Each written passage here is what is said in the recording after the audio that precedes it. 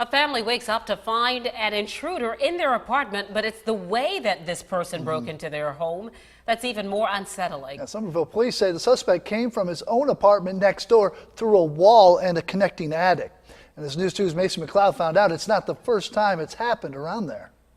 A family was at home when they saw a stranger peer out of their spare bedroom. She was terrified. I don't blame her because, you know, we've got a kid in the house with us and we want to make sure he's safe. That was my priority was my son.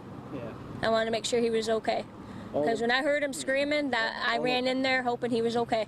They say the man was their next door neighbor, Jason Cox, who had just moved in a couple weeks before. He took off because we spooked him and went to chase after him. By the time I got around to him, he was already up through the attic and on his way back to his apartment. Police confirm that they believe Cox entered the neighboring apartment through the attic access and say he kicked through sheetrock and insulation to get there. Neighbors never consider the door, making them vulnerable.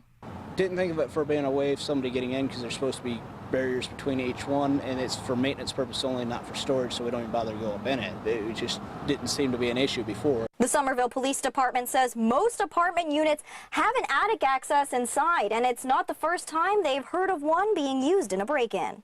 It does happen from time to time. Some buildings are all connected through the attic spaces.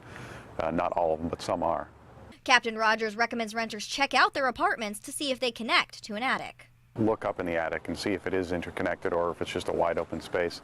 Maybe get with their landlords and discuss what the landlord and the tenants come up with an agreement to how they're going to secure it, if they're going to secure it. Weathers Court neighbors tell me their landlord has already installed additional screws on the outside of their attic door to keep it sealed. Macy McLeod, News 2.